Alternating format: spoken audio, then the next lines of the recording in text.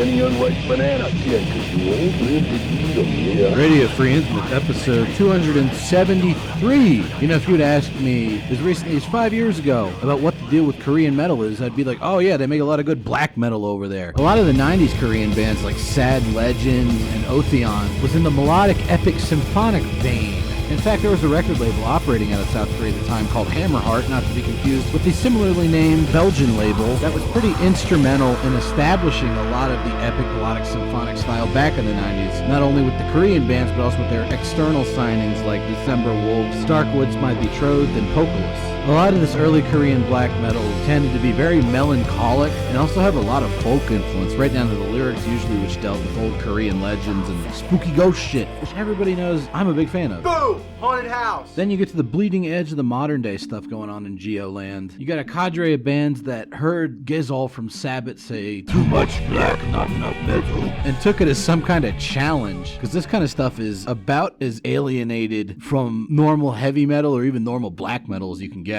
Specifically here, I'm referring to the works of Song Ho Moon, with stuff like Eight Gui, Thy Sepulchral Moon, Shadows of Black Candlelight, and Chang Sang Gun with Peha and Gothro. We're talking the kind of stuff that makes Ildjarn and Burzum sound like Dimmu Borgir. Just real nasty, filthy black metal that significantly dabbles in dark ambient and noise. And you know what? I like this kind of stuff too. But until the past few years, I didn't really know about any real metal from Korea. 너는 산이야 바다야? Okay, maybe real metal isn't the best term. What I mean is, I didn't know about any of the authentic, like, old school metal that was coming out of Korea. Stuff that sounded a little less like...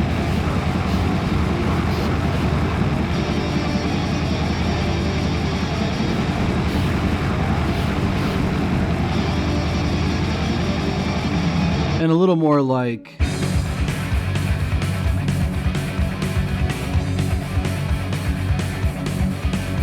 Stick 'em up! I'm retarded!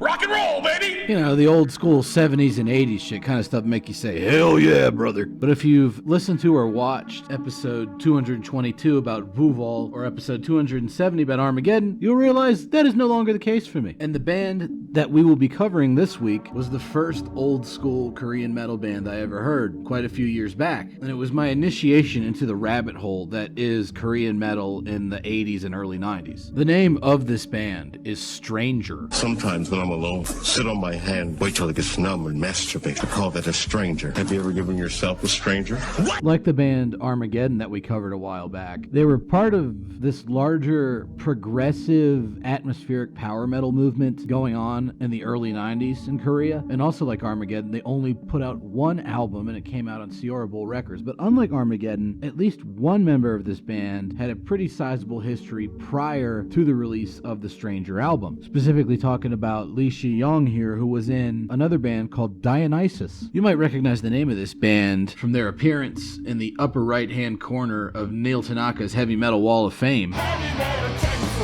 And since many of the concepts that would later on grow to beautiful fruition on the Stranger album started out as embryonic ideas in Dionysus, it's worth talking about them first. So Dionysus, kind of a wacky band, very much in the vein of early Yngwie Malmsteen. I'm the fastest in the world, I beat everyone.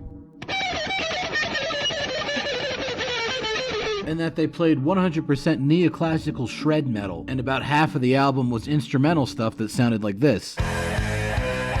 It tends to be a bit darker, gloomier, and heavier than your standard Yngwie stuff, as well as being quite a bit more riff-based and heavy on the rhythm guitar, but still very shred-heavy. You know, with the scales and whatnot. Might be a turn-off for some people, I don't mind it. Especially when it opens up into more phrasal-sounding stuff like this. It's definitely very show-offy in the guitar shredding department, but it's also, you know, very catchy in a dark sort of way. Very memorable stuff. But the other half of the album is not instrumental, and it's this half that has the vocalist from what would become Stranger participating in a dry run of various Stranger concepts. Wait until you hear Lee Shi-young's vocals here. They're fucking badass.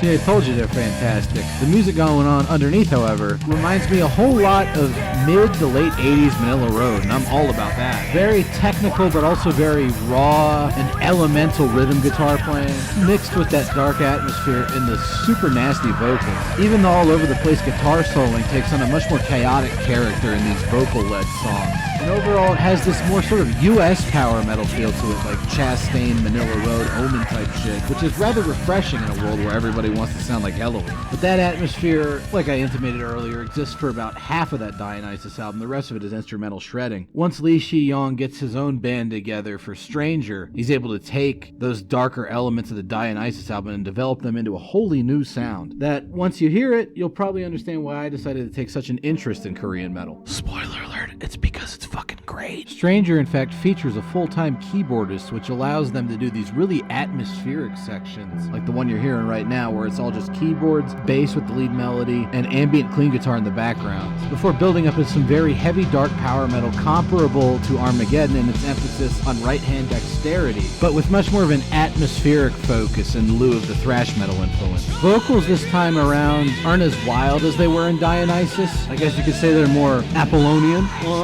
I get Dionysus, Apollo. That's funny. Yeah, that's They're a little bit less flying off the handle, a little more disciplined this time around, although he does hit those high notes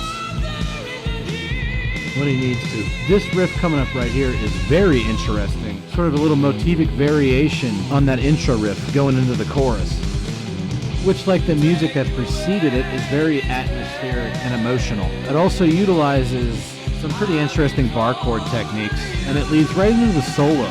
The lead guitar playing on this album is similar to the rest of the music in that it contrasts with Dionysus by being less focused on sheer displays of technical prowess and more on accurately displaying emotions, although it is still, very technically competent, progressive power metal stuff. In fact, like Dionysus, I find a lot of stylistic similarities with a lot of the power metal bands from the US in the 80s, although this time, instead of having that commonality with Manila Road, it shares quite a bit aesthetically with two of my other favorite US power metal bands. The first of which being the first three Fates Warning albums, specifically in their utilization of a very foggy, darkened guitar sound and its emphasis on slightly more percussive force than would be normal for power metal, and also in how the vocals seem to kind of orbit around the music instead of completely leading the composition or exactly following the guitars. 80s Fates Warning is some of my favorite music of all time, so if I'm comparing a band to that, I like them. The other US power metal band that Stranger reminds me quite a bit of is Crimson Glory,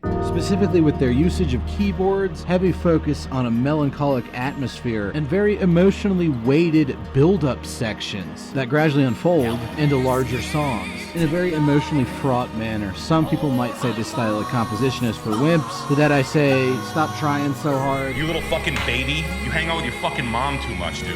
Get a fucking father figure. You're not fooling anybody, and this shit's fucking awesome, especially when you hit that catharsis as the music gets heavy again. There's also a very similar emphasis on a really loud snare drum cutting through the very icy guitars kind of sound going on in Stranger that you might hear in Crimson Glory. So when you take those specific sonic elements and combine them with the neoclassicism that was already present back in the Dionysus days, you have a recipe for some very unique sounding metal.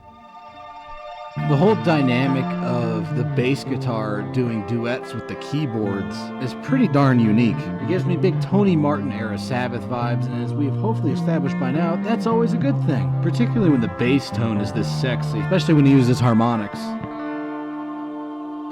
And there's that big heavy gated snare sound cutting through the mix. This snare sound sucked when they used it on Death's Leprosy, but for this kind of material, it works exceptionally well. It gives it this wonderfully fitting cold atmosphere, particularly during the music's quieter moments, where it lends a sense of heaviness to what would otherwise be very light material, at least from a sonic profile standpoint. And then we fade in that very foggy, Fates Warning-esque distorted guitar sound. Be forewarned, the bassist is going to go a little bit nuts right about now. Whoa, cowboy!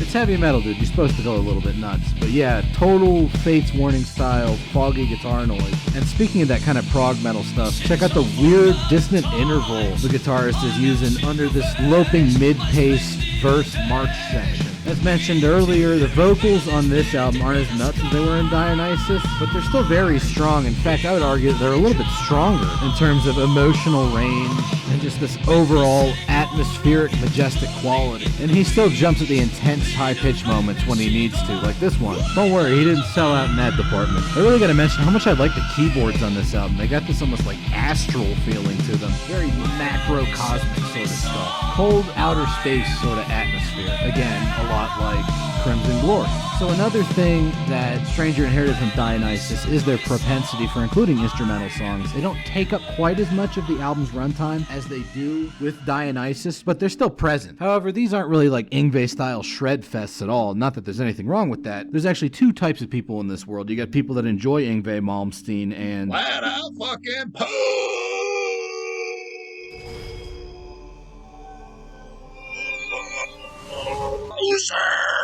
The guitar playing is based. But Stranger's instrumentals aren't really in that mold at all. They're a little bit more soundscapey.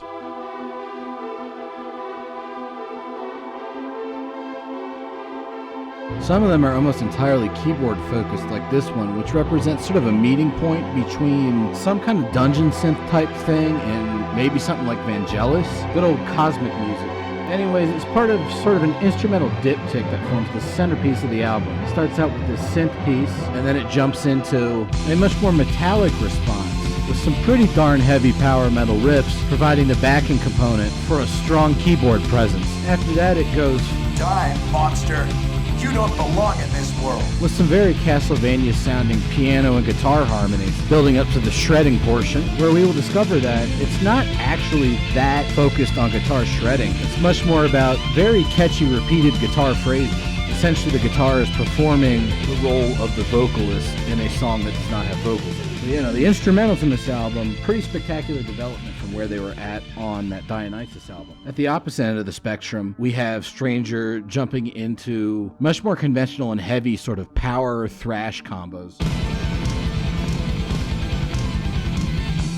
The opening salvo of riffs on this song, which is also entitled Stranger, really leans heavily onto that very darkened Fate's Warning circa Spectre Within style that's kind of been present all throughout the album. The vocal patterns, however, are rather unusual in that they're sort of drawn across the music, redolent of the style of the best Ronnie James Dio songs, at least in my estimation. Here's a cool little counterpoint bit kind of leading into the pre-chorus section, which is one of the few times in the album where they go in a much more Germanic European power metal style, particularly when the chorus itself hits. This is definitely the closest they get to Halloween or earlier Blind Guardian over the entire course of the album. And even then, I would argue that, particularly with that included keyboard component, the music's still a bit more ultra than either of those much esteemed bands. This whole album is very ultra. It's a weird, dark, spooky kind of power metal album with a whole lot of emotionality to it that a lot of people might not be ready for, but I don't know. This is one of the best fucking metal albums I heard in a long time. And it's only 36 minutes long. It's the only thing they ever released. So if any of this just sounded interesting to you, go and get it. Go for it.